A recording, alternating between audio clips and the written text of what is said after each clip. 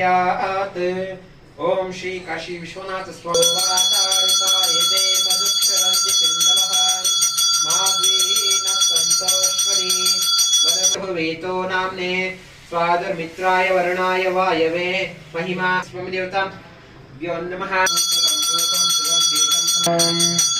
त्र्यम्बकं यजामहे सुगन्धिं